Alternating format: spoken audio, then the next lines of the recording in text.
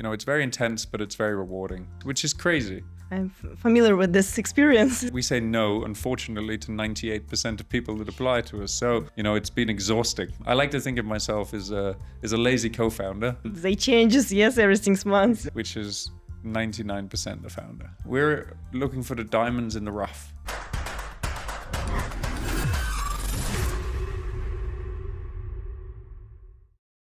Hello, dear ladies and gentlemen. This is episode of ERTEN podcast. My name is Elnora Zmukhamedova. I am CEO of this media. And here we talk about business, technologies, and innovations. This is a very special episode which we dedicate to the Digital Almaty 2025 forum. And I have very significant guests here. And let me introduce our significant international guest, Adam French, a respected European startup and innovation entrepreneur, founded Scalable Capital in 2014, a digital wealth management platform, which is already unicorn. Hello, Adam. Yeah. Brilliant. How are you? How is Kazakhstan? I'm very good. No, thanks for having me. It's great to be here. I've been in Kazakhstan now for 3-4 days. And it's been an amazing trip. Is it your first time here? It is my first time. I've come to learn more about the ecosystem. In my day job, I'm investing in companies these days, and I'd love to tell you more about that. But I've been exposed to many Kazakhstan entrepreneurs in my day job, and hence why I wanted to spend a little bit more time here to learn about what's going on in the ecosystem, because I'd heard very good things. Yeah, I think during these 2 days you saw maximum of our IT and venture business. Yeah, 100%. The conference, it's quite funny. Not everybody knows this, I guess, but we're recording this quite late at night on the second day of the conference. And, it's been exhausting. I've met so many investors, local entrepreneurs. It's clear that there's a lot of energy and a lot of excitement, a lot of intent in trying to build this, and in many ways kind of trying to create Kazakhstan to be the hub for kind of what's going on, I guess, in the broader Central Eurasian region as well. So it's been I'm gonna go home tomorrow exhausted. Yes, and it's known that startup and venture industry doesn't have borders. It's worldwide sphere. And if you compare our ecosystem and, for example, European one, what is the main difference? That's a good question. I think in some ways there's similarities which I kind of view in that everyone looks to the US. Sure. The US is the oldest venture capital industry. It's the biggest. The biggest companies in the world have been born there, Yes. and have been backed by US venture capital firms. And even in Europe, we look at that in the same way that you kind of look towards the US from here. And so I think that we're all on a journey. The European venture capital ecosystem is a little bit more mature than the one here, but the businesses that are being created here, the businesses that are getting created in Europe, ultimately the best ones are going to be those that scale globally. And so I think that the most important thing is, we have to create this kind of global mindset, where the entrepreneurs realize, as you said, venture capital is without borders. Yeah. And so the entrepreneurs need to think without borders as well. And so, we're maybe, let's say, a decade ahead of kind of the local venture capital ecosystem here when we look at Europe. And obviously Europe's probably maybe a decade or so behind the US. And so, I think that, we're all learning from each other. And, it's clear, though, that if you want to change the world and you want to kind of solve the world's biggest problems, then you need venture capital as a kind of a mechanism to support these businesses. So, the industry is not going away. It's only going to get bigger. Yes. And what are those main world problems which venture sphere can solve? Yeah, good question. They're the problems that unfortunately we feel like we face every day. There's the big ones that people face in their day-to-day lives around, health and wealth, let's say. Sure.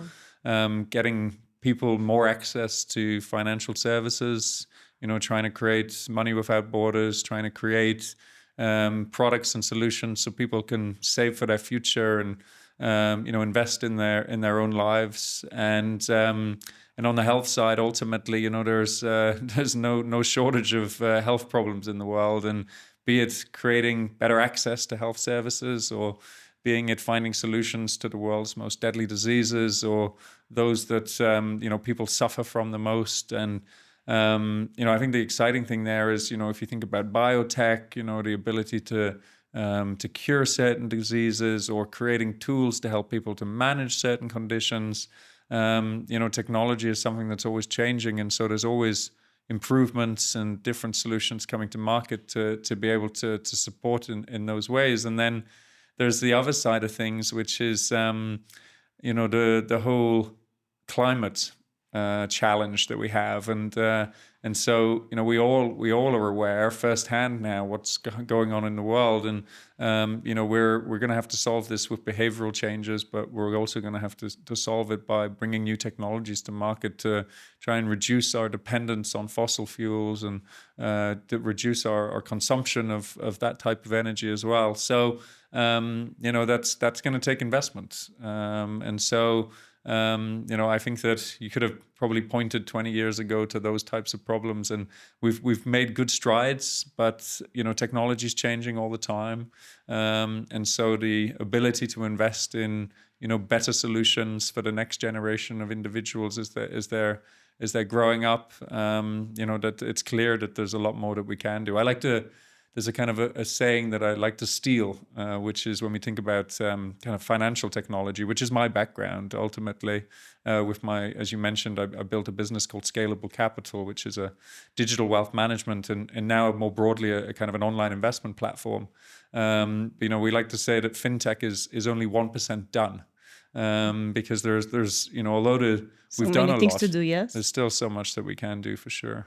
Yeah, and how European people are flexible to those changes, because here in Kazakhstan, we're known as a people and population which is very, very flexible to all innovations, especially in financial sector. What about your market? Yeah, I think that there's always innovators. You have to seek them out. So I think that that is actually something that that resonates quite a lot when I'm here. Is that you do have a very young, very innovative, very aspirational demographic here.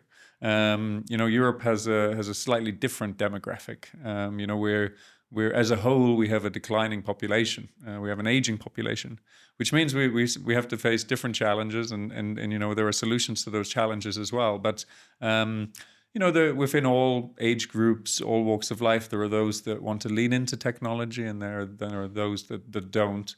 And so, as an investor, as a technologist, as an entrepreneur, you're always seeking out those people. And ultimately, there's no other way about it. You have to be willing and able to be flexible and adaptable, right? That's how we survive as humans. But you're right. You have to seek them out in Europe. It can be a little bit more challenging to find them for sure. But it's a big market. It's hundreds of millions of people ultimately. And if you think about the UK, which is where I spend the vast majority of my time, we are the leaders in many ways in certain kind of online or digital categories. So the UK, for example, is a world leader when it comes to things like e-commerce. We're buying more things online as a proportion of our total goods bought in the country than I think any other country in the world. If not the most, it's one of the highest. And so the same is true within the world of banking. People are very, very comfortable using online banking within many developed countries. So in UK kind of standing at the top of that. So there's always challenges, but you have to lean into the things that are your strengths, and then we have to try and pull everybody else along the way. Sure. Yeah. Thank you. And I know that last year you became the part of Antler.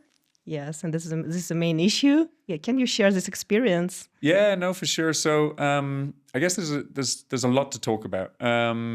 So my background, as we were talking earlier, is as an entrepreneur, and I think one of the great things around building a business is that when we were building Scalable, there were a lot of entrepreneurs who were more than willing to help us. I was always grabbing coffee and getting time with those that were slightly ahead of where we were, and I really liked that idea of paying it forward and helping the ecosystem. And so when we got to a certain point, I started doing the same. I started grabbing coffee with those who, were a little bit behind us. And I was always fascinated by problems that people were looking to solve and certain businesses that people were looking to build. And I started angel investing and I started advising entrepreneurs. And I started enjoying that a little bit more than the day job at some point. And so it became clear to me that moving into the world of venture capital was something that I could see myself doing.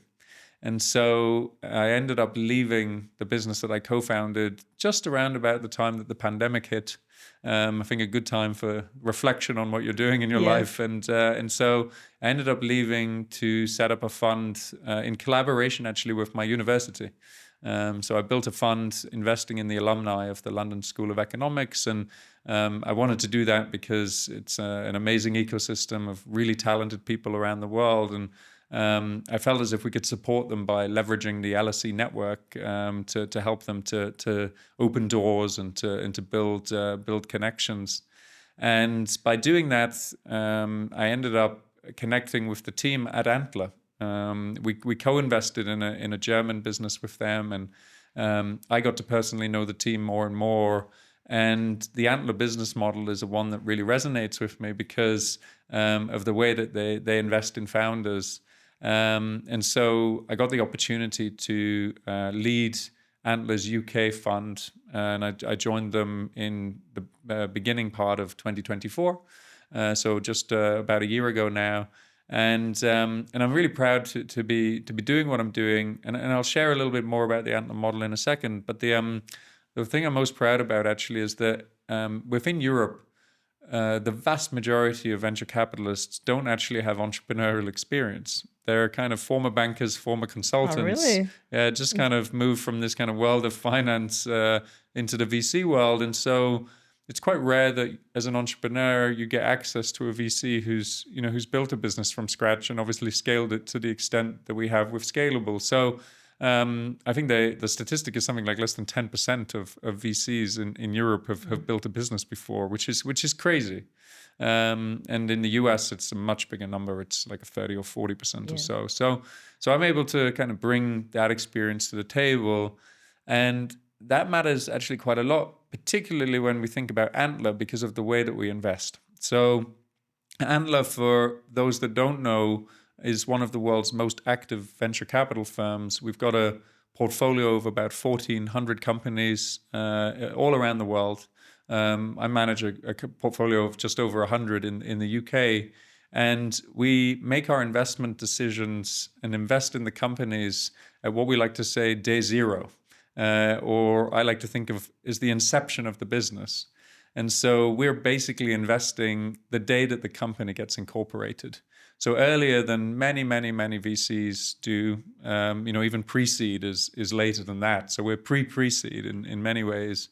And the way we do it is we host residencies of basically cohorts of entrepreneurs who come and join us in our offices for 10 weeks at a time, twice a year. And we do it in about 25, 30 cities around the world. And I'm running the one in London in the UK. And so every 6 months we get, and I'll talk about the UK numbers because I know them a bit better than the global ones, but we get about 5,000 applications every 6 months from entrepreneurs who are looking to build a business. They're really at the earliest stages. They've got an idea. They might have a co-founder. They might not have a co-founder. But they ultimately want to solve a problem. And so we'll interview and we'll evaluate about 5,000 and we'll whittle it down to about 100 people. And so 100 people will come and join us in our offices for 10 weeks. And during that 10-week process, we'll essentially work hand in hand with them to try and get their business off the ground. And so that might mean helping them find a co-founder. That might mean iterating on a business model. It might mean getting their first customers. And ultimately, at that end of that process, we then make a decision, is this an entrepreneur? Is this a business that we ultimately want to invest in? And if it is, then fantastic. We'll give them an investment and we'll become a shareholder in that business. And we will then support them from that very early stage, that inception stage, as I was saying. And so, as you can imagine with that kind of model, having entrepreneurial experience is super important because I'm basically an extension of that team. I'm helping them solve the problems. I'm getting to roll my sleeves up. I like to think of myself as a lazy co-founder. I get to go on that journey, but then I get to step away and they get to do all the hard work. But it's a really intense model. I have 100 people in my office every 6 months, and they changes every 6 months. Exactly, Just used to one team, and then and then you have to say goodbye, and then you get your next cohort of friends in many ways. And so because of that, it's very intense, but it's very rewarding at the same time. Sure. You get to meet some incredible people who looking to solve those big problems, and can be everything from deep tech, agri-tech to fintech, climate tech, as I mentioned, and obviously AI is now a huge theme. I like to think of AI more as like a horizontal through everything these days, because it's a complete new platform shift. And so it's a very rewarding job, and if you think about why I'm here in Kazakhstan and kind of what we're doing, we view ourselves as ecosystem builders in many ways, because for every investment we make, we're bringing another 4 through those types of programs that we don't invest in, and they become kind of part of the Antler network. And what's quite fascinating is we started looking into the data, and Antler's supported over 25 Kazakhstan entrepreneurs so far in our programs, from the US, obviously the UK, and all the way through to Singapore. And so, they attracted more than $10 million already. Yes, those startups. Totally, 100%. And we've only been around 6 years, so you can imagine, what kind of investment they're going to bring, in the future. And every time I look at the numbers, they're changing, because every time we have a cohort, there's a good chance that there is a Kazakhstan entrepreneur as part of them. And so, you kind of look at those numbers and you realize, there's potentially stuff that we can do in Kazakhstan or in the broader Central Eurasian region, to support, the exceptional entrepreneurs that are based here. And so, we see ourselves as ecosystem builders in many ways, with that type of investment strategy, because we're not only just investing in companies, but we're supporting a much bigger cohort of entrepreneurs, and they become Antler alumni. And there's an affinity to it all. It was great. We were grabbing breakfast yesterday with, I think it was 9 Antler alumni that happened to be here in Almaty. Really? Yeah. Interesting. I think it's the most Antler alums that I've seen in any city other than in London. It's crazy to think that they were here in Almaty. So no, it's a tight knit group of people. They all know the challenges and the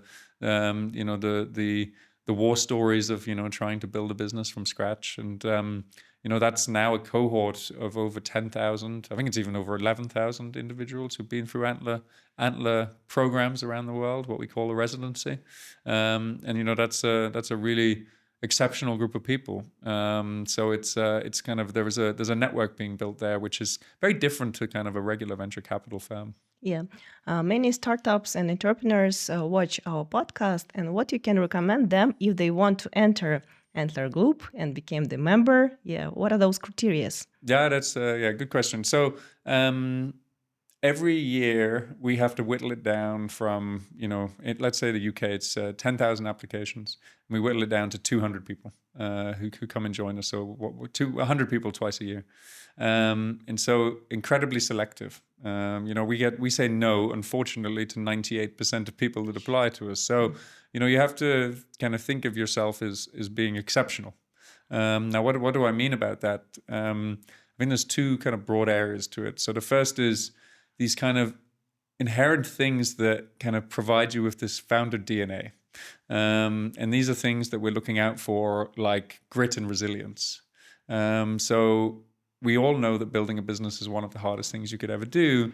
And so we're looking to be able to evaluate, what have you done in your life that has shown or validated that you have resilience? And so being able to evidence that is very critical. We're also looking for kind of first principles thinkers.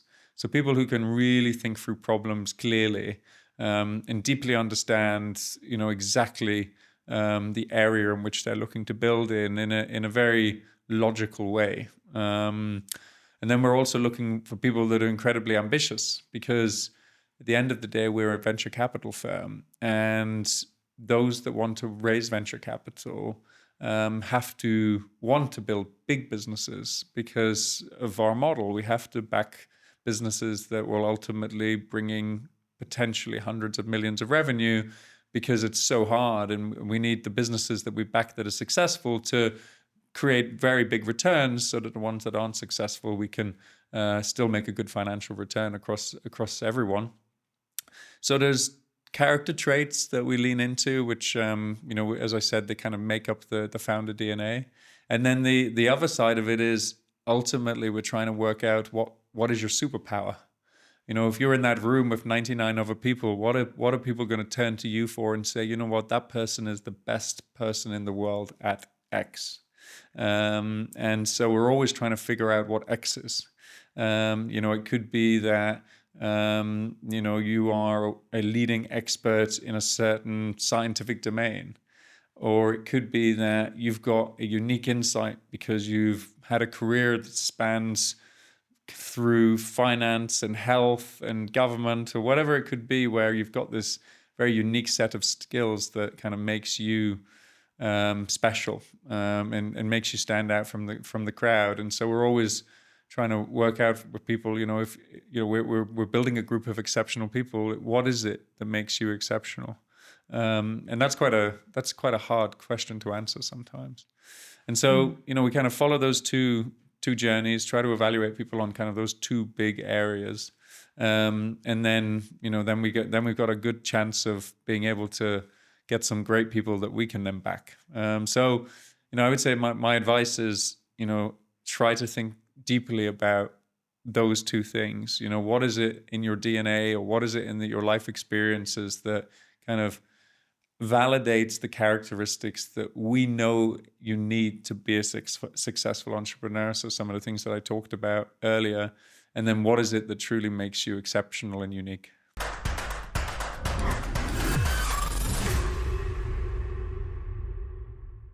And the question is, what is important, a founder or a good idea with perfect product market fit? Yeah, I have an answer to that, which is 99% the founder. Founder. It is all about the people. And my experience is that ideas are very cheap. And kind of the unspoken thing around venture capital is that when you come with an idea, 99% of the time I've already heard the idea. Sure, yeah. There's such an information asymmetry between kind of what we see and what we hear, and what the entrepreneur thinks is happening. Yes. And so all good things already existed, yes. Totally. And, we see the same, I run these residencies where I've got 100 entrepreneurs in the office, and you wouldn't believe how many times the same ideas come up over and over and over again. And it kind of makes us laugh a little bit. But at the end of the day, we don't really know which ideas are the right ones. And I was saying to somebody earlier today that every idea sounds like a bad idea until it doesn't. And at some point, every bad idea will work. It's just a question of the differentiating factor for us is rather the people at that point. Which entrepreneur is gonna knock down more doors than any other one? Which one is gonna go for longer without giving up? Which one has the magnetism to be able to pull fantastic people around them, which is, again, a really strong trait when it comes to entrepreneurship. Your job as a founder CEO is to sell to your customers, to sell to your team, to sell to your investors. And so this idea of magnetism, can you create an aura around you that makes people want to follow you? That's a really special skill. And execution is everything. Facebook wasn't the first social network. Uber sounds like an incredibly easy idea, but the actual execution of these things is incredibly hard. And so I'm a huge believer in investing in people, and the Antler model has kind of shown it as well, because we kind of see how much ideas change. So during the residency itself, we will be working with an entrepreneur and they'll have an idea in their head, but when they get out there in the market and they validate some of the assumptions they have, that's when they realize that actually this is not going to work, and they're pivoting left, right, and center, trying to figure out what is that solution. And so at the end of the day, you have to be strong enough as an individual to be able to kind of figure out what's going on and be adaptable, and really kind of listen out for the key insights. And so the ideas at the end of the day, I think they're a dime a dozen. It's the people ultimately that you want to. And if we look to the statistic of your work, how many ideas out of 100, yes, come to the end, like to the finish, and have good raising of money and other things? Or how many of them change their idea during those 10 weeks? Yeah, so most people change their ideas. A lot of people stay in the same problem area, so they come in wanting to fix something in the world of health or in finance, or they really want to lean into some technology that they're experts in.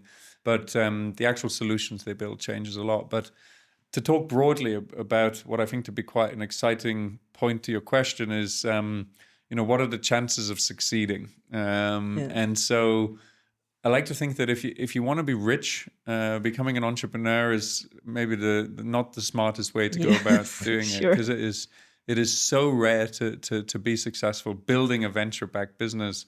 So our model works. We'll do a very good job if 75% of our companies fail and 25% of them make it. That's kind of the baseline expectation for our portfolio. So already out of the gates, you've got 75% of the companies, so 3 out of every 4 literally not making any money at all. Yeah. So that's kind of the step one.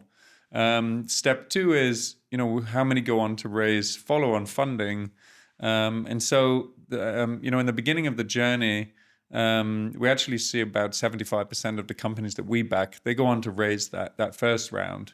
Ultimately, what we see as them fail as it goes on. And again, what's kind of crazy is that if 1% of the companies that we back get to a unicorn status, we'll be doing an incredible job. And when you look at the market as a whole, for every 1,000 companies that get started in a given venture capital funding, you don't see 10 unicorns, right? You don't see 1% of all of those companies at seed reaching unicorn status. It's much rarer than that.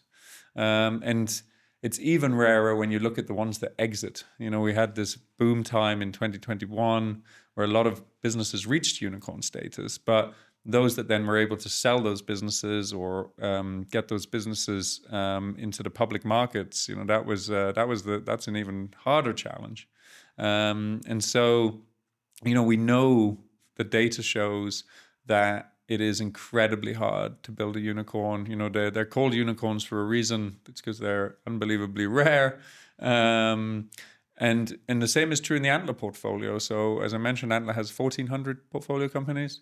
And we've only been going for 6.5 years. So unicorns usually on average take 10 years to be created. And we have one potential in the portfolio. So it's kind of, it takes time.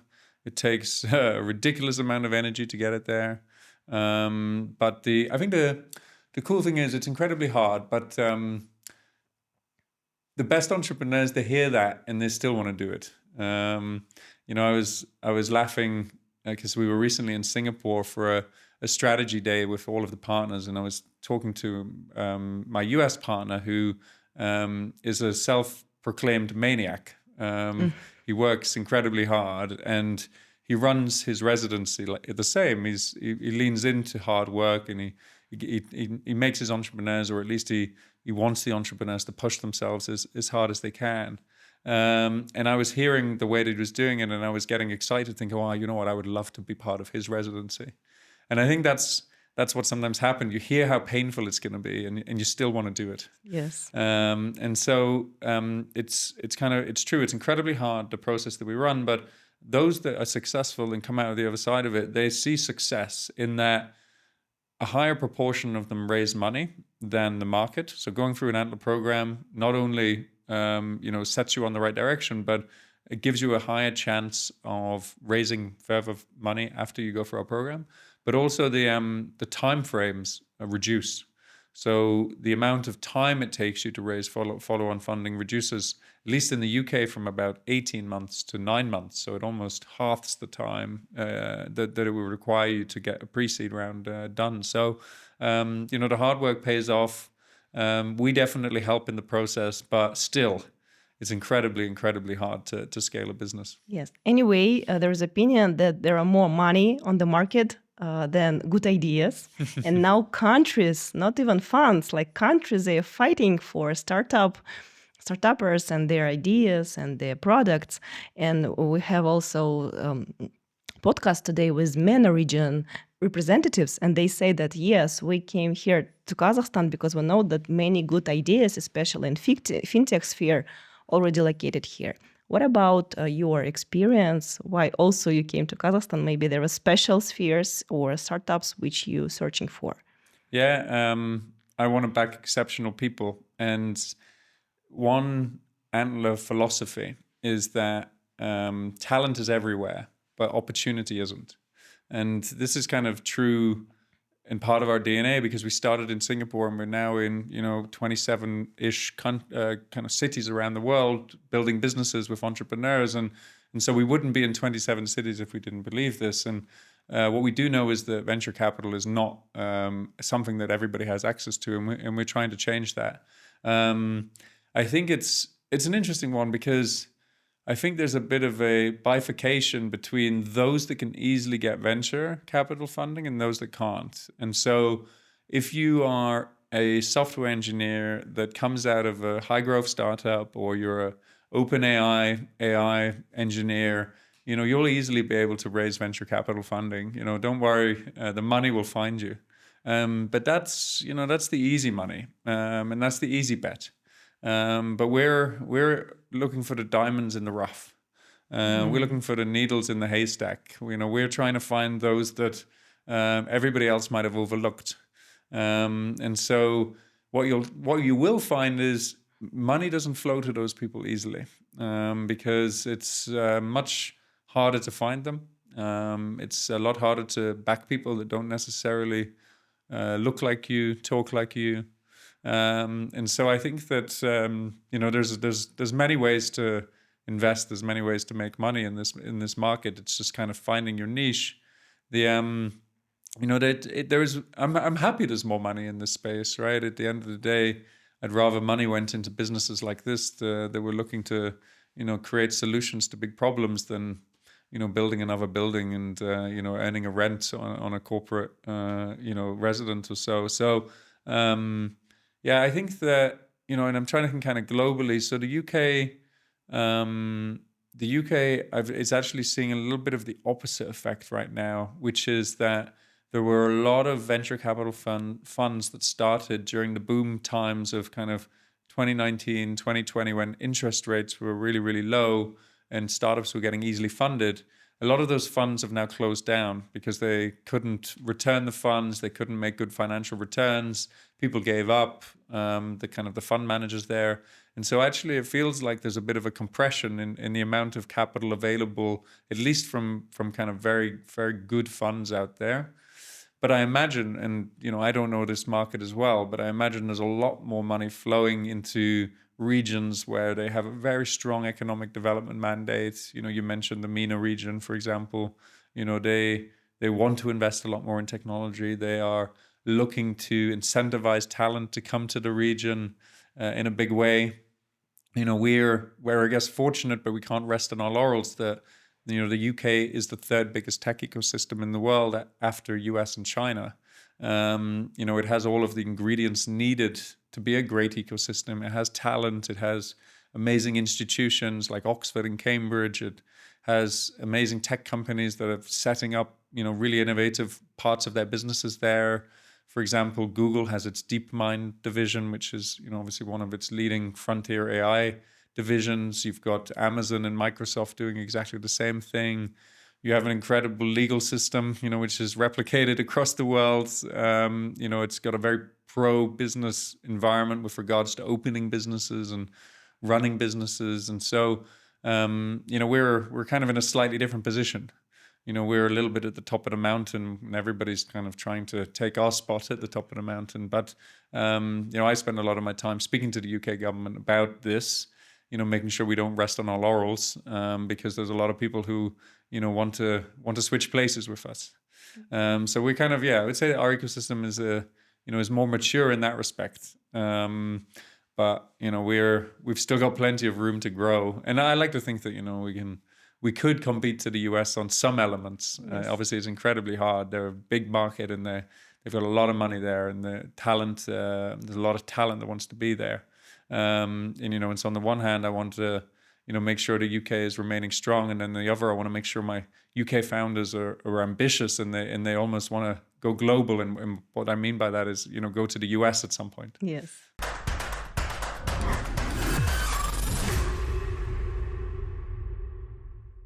And what support you can offer for Kazakhstani and other international startuppers if they want to enter European market? Yeah, so I think Antler, when I think about them specifically, they are one of our big assets is our network, and I recognize this now that I've joined Antler probably more than I did when I wasn't part of it. How important this network element of venture capital is. So we're present all around the world. I have partners in pretty much every big city, and so whenever my founders want to go somewhere, I can introduce them to somebody who can basically be a support network on the ground. And so it just means that if somebody is going to a new country, they have a friendly face.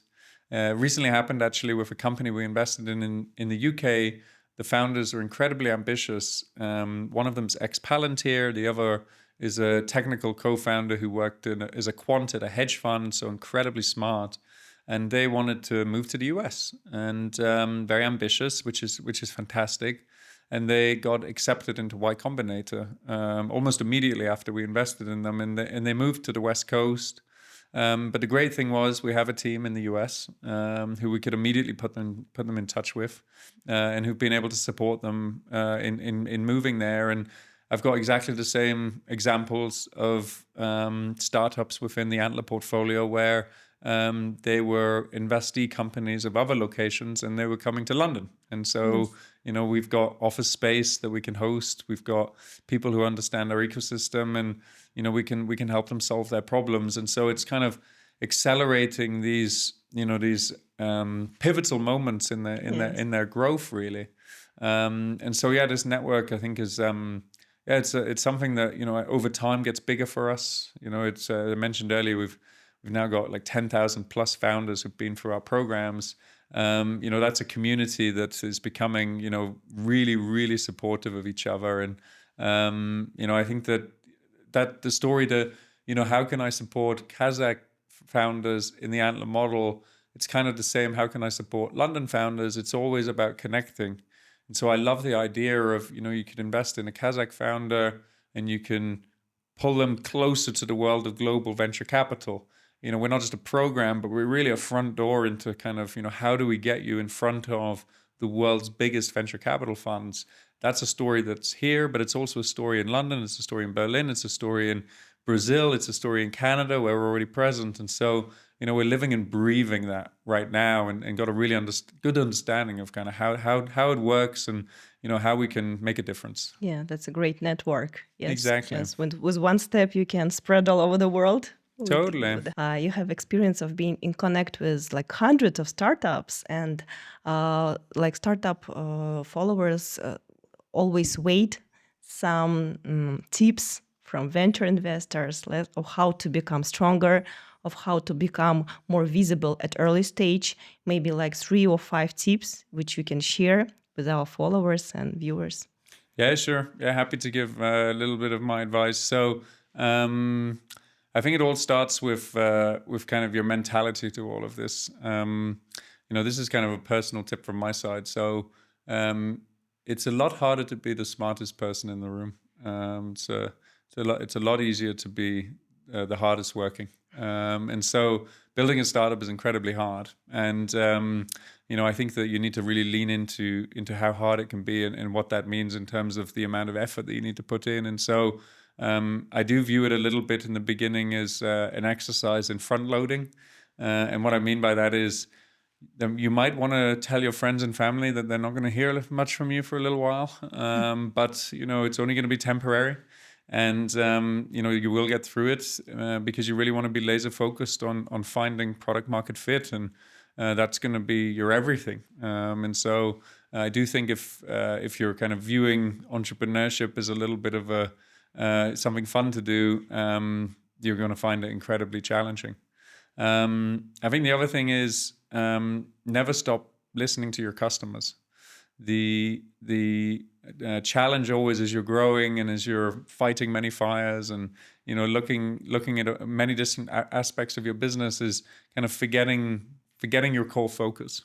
And so I find that most founders at some point need to remember that by staying close to their customers, they can truly understand what their problems are, and they can truly use that as kind of data and insight that they can help them to find product market fit. And so, don't outsource that element of your business in any way, shape, or form. I would say another tip is, and I said it earlier, but it really is the role of the CEO. Outside of being kind of setting the vision for the company, it's really about selling. You have to become incredibly comfortable with sales. You have to love to sell what you do. Oh, you have to. Yeah. And I used to be, it's quite funny now. I used to be quite shy. I used to be quite quiet. And I think I now recognize that I just wasn't passionate about what I was doing. And now when I'm kind of, I love what I'm doing and I could talk for hours about it.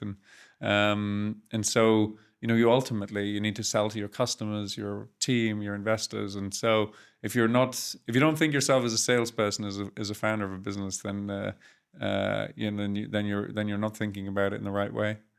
The other thing is you have to be 100% comfortable with rejection. You're going to hear no's all day long. You're going to hear no from investors. You're going to hear no from customers. You're going to have team members leave and not go on the journey with you. And you have to be incredibly comfortable with that. Your family not always believe exactly. What you do. No one will believe you. And at times it will be lonely as well. And, that's what I like about the Antler model as well. Not only do I have 100 people in the room at the same time building businesses together, but within that 100 people, there's a peer group. And I always tell the founders, you need to support each other because nobody else in your life is going to support you on this journey in the same way, because your friends and family, they're not going to get it. They're not really going to understand the problems you're facing. If anything, they're going to think you're weird and maybe a bit arrogant for not taking a real job. You're like, why don't you just take a real job? Just be normal like everyone else. And so I want founders to support each other because it is a community of people who are going through the same challenges. And so the Antler model works really well with that. And so as part of that, obviously the loneliness, but also the rejection, you just have to brush that off and move on. And I look about my journey. So with Scalable, we used to hear no all the time from investors. All it takes is one yes, and then it changes your trajectory forever. And on the flip side, I see the same. I raise capital into the venture capital funds. I've got a lot of empathy for founders who are raising money because I'm raising money myself because we have to raise money from investors into our vehicles. And, most investors aren't interested in what we're doing. I think what I'm doing is incredibly interesting, and why wouldn't you want to invest in a venture capital fund? But it is a inherently risky asset class, and you have to lock your money up for long periods of time, and so it's not right for everyone. And so a lot of people ultimately decide they don't want to invest, and so I hear no a lot, and you have to become willing and able to accept that and move on and continue to do what you do. And if you truly believe it, to keep pushing through, because I have a big belief that startups, the only real reason why startups fail is that the founders give up. There's no other real reason, because you can always keep going if you want to. Yes. Now, founders should give up. I'm not saying they shouldn't, but that's the main reason there. So that's why it comes back, full circle to what we were talking about at the beginning around founder DNA. And why that Yeah. resiliency piece is so key, because you have to be able to, to wake up another day, get punched in the face 100 times and do it all again. When I was raising for my first fund, I was talking to a quite well-known venture investor in the US, and we were talking about how hard it was raising money for the fund. And he said, that's because raising for a fund is like crawling through glass and staring into the abyss. No, it was crawling through glass and chewing on glass. And there's anyway, Yeah. You get the gist, and it feels like that at times, and you have to be willing to continue to do that day after day, which is quite tough. Yeah, I'm familiar with this experience. Yeah, Thank you. So many exactly. insights. Resonates. Yes, yes. And making summary and finishing our very interesting discussion. Thank you so much for your insights, for your knowledge, for your experience. Maybe you can say some call to action also to our viewers if they want to be part of your fund and maybe want to make first step. For sure. No, more than happy to have a pitch. Yeah, sure. So, we're looking for exceptional people, and we're open for applications. We'd love to have people apply to come and build businesses with us, join us in one of our offices around the world, and to do so is quite easy. We're open for everyone, and so go to our website, which is antler.co, and take a look at what we're doing, read more about the way that we're investing and the way that we're supporting founders. And ultimately, if you like what you hear, then put in an application. And I'd love to think that the people who are listening to this, are excited about building businesses and having somebody that can support them from the beginning of their journey. And we're doing that. We're supporting from day zero. So apply, and hopefully you can be part of the Antler portfolio soon. Yes, thank you very much, Adam. Thank you for coming. I think this is an international episode with a huge significance for our viewers. Thank you, guys. You can also not only watch our podcast, but also listen us on such platforms as Yandex, Apple, and Spotify. Please leave your comments, visit website of your fund. And thank you very much, Adam, one more time. Bye-bye. Bye-bye.